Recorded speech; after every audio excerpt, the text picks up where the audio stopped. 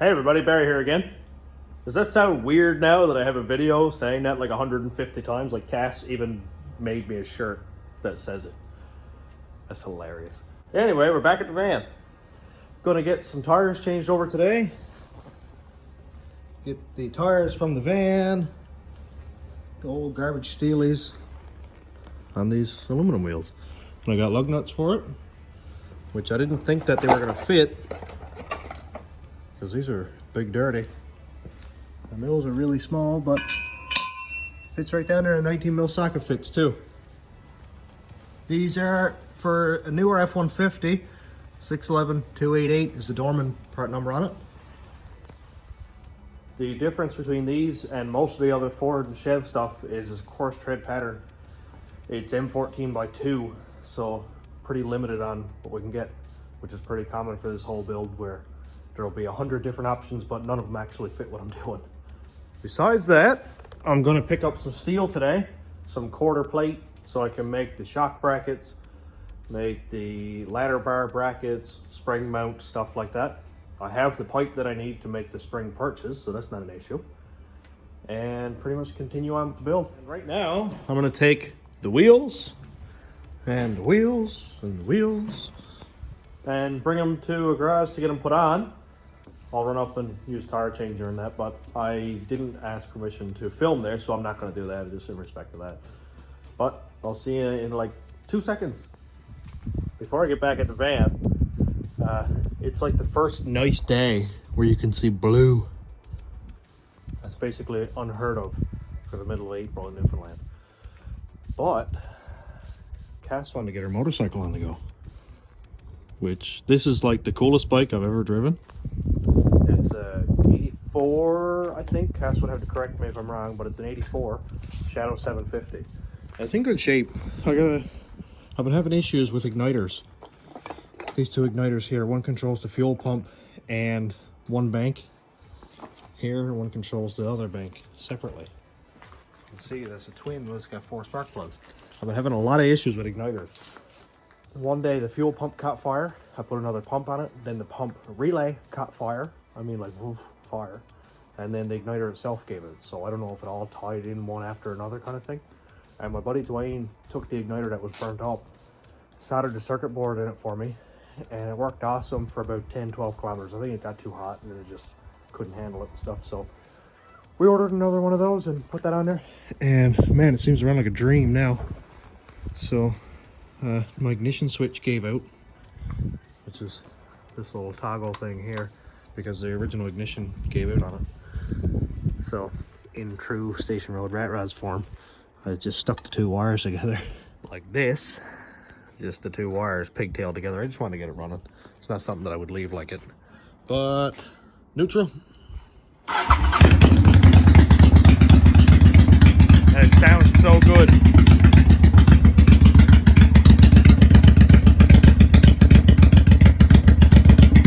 I love the sound of this thing.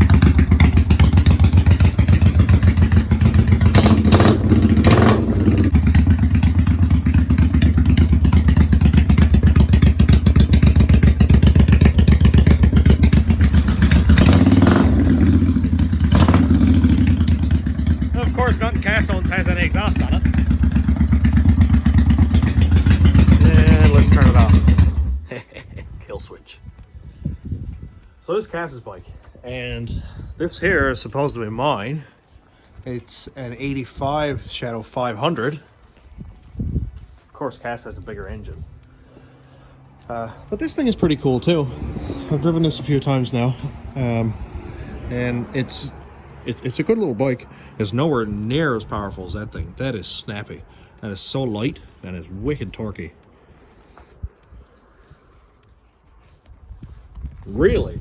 They're both Cass's bikes. She just let me put my name on one just to make me feel special. You're not going to see me do a lot of motorcycle stuff on the channel, because it's not something that I ever really got into. But I'm not paying somebody like 120 bucks an hour to fix this stuff. So if I got to change a set of plugs, I'm probably going to film it.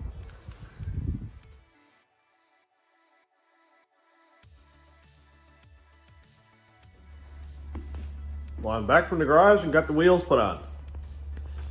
Well, the tires put on the wheels, I guess. Look really good. I'm happy with them. They're just stock enough for this to remain a sleeper. What I'm going to do now is bolt all the wheels on and lower the van down onto the axle to see about where I want the ride height to be. And then I can judge where the ladder bars are going to go. So step one is to set where the ride height is going to be, and then I can deal with the springs and that later on. I just want to make sure that the ladder bars aren't on some crazy angle up or down. It'd be nice to have them as level as possible. And right after I get this figured out, I've got to go ahead and cut the brackets off of this rear end. I would make new ones, but I don't really need to. When this is all done already, just run a grinder and a plasma cutter around here, cut off this, and it's all good.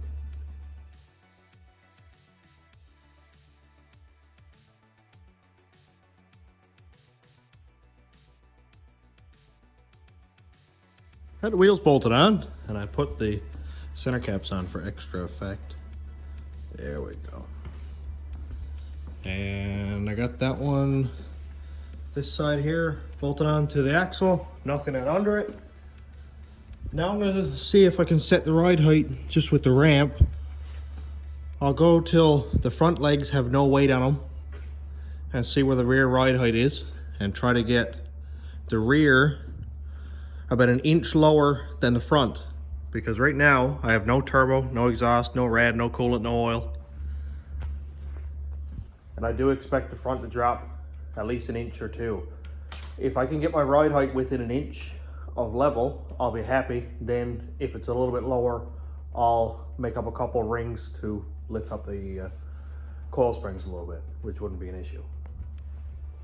Let's get this down on the ground.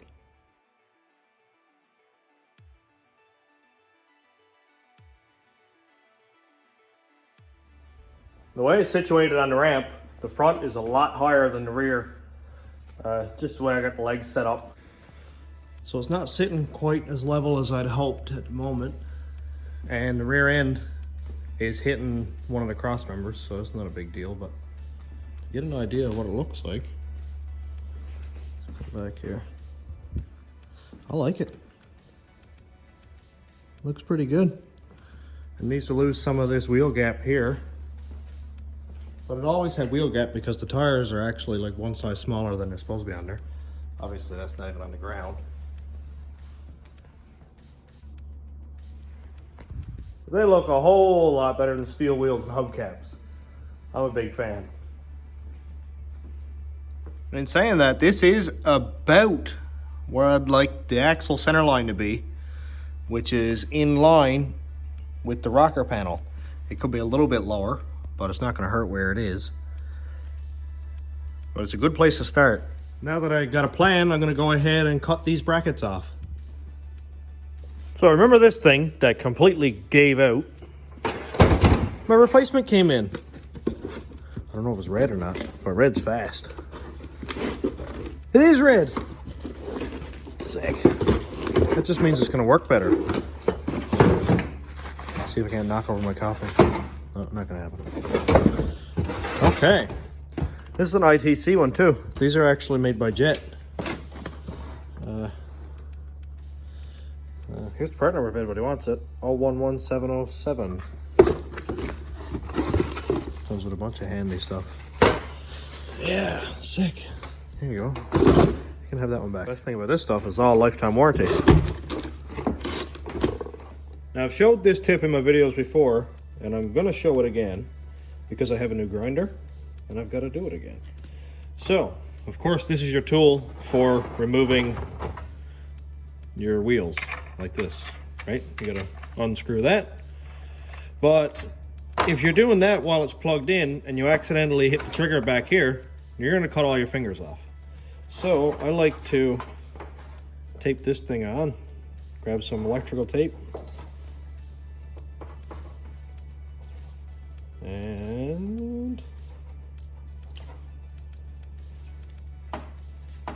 and tape it on here. That way you have to actually unplug it from the wall in order to use it. 100% safe. And when you go to tighten up your wheel, your cord doesn't get in the way, and you just tighten it up. One guy commented on one of my Facebook posts after Car Throttle put up the article where it's like, this hero is LS swapping a Caravan. And one guy was like, I'm waiting for the headline, this hero puts the guard back on his grinder. Because this thing is coming off. I know I'm talking about safety like over here and stuff, but I've been hit with flying discs and it's not bad as you think. Don't do this at home. Like, seriously, don't do it at home. You're gonna kill yourself.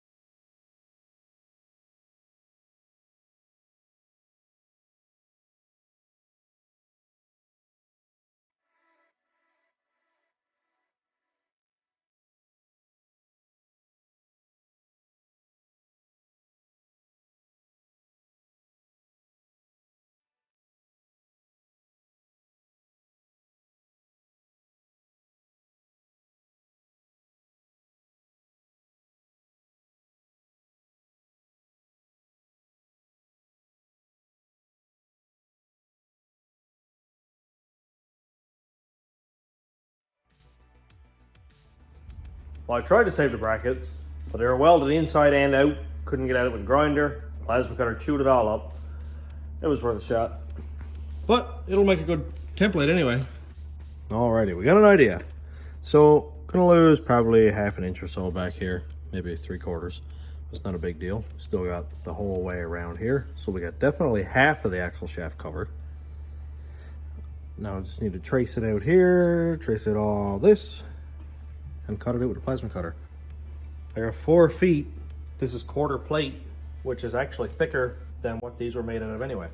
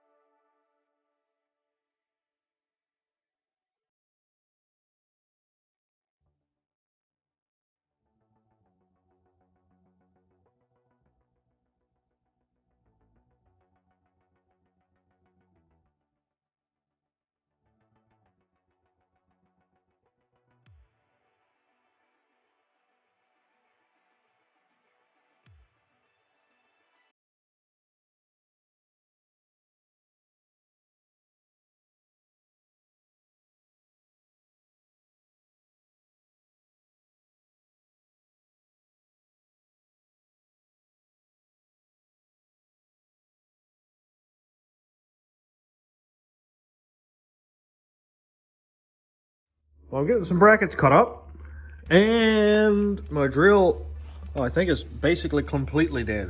It's still like too hot to touch, and my 3/4 bit is burnt up. So we're plasma cutting it. It's gonna work just fine. It just would have been nice to have it done with the drill, but this thing is amazing. So let's continue on. I gotta have this thing rolling before I leave here tonight. And it's 11:30 right now. So I'd say it's pretty much gonna be daylight before I leave here. Now, I don't care if I have to put 2 blocks of wood between the rear end and the van just so I can push it ahead. If I can get the ladder bars hooked up and mounted to the floor of the van or the frame, then I'll be happy. That way I can put something in between the rear end frame just to hold it up off the ground, push it ahead, and I can work on it throughout the week, make my spring perches, shock mounts, panhard bar, all that fun stuff. I just need to get it moving. Let's continue on drilling some holes. Not a lot left, actually. Now, of course, it's not very pretty, and I got to do some cleaning up and stuff. But basically what it's got to do is bolt on to here and weld to the rear end via this half moon circle here.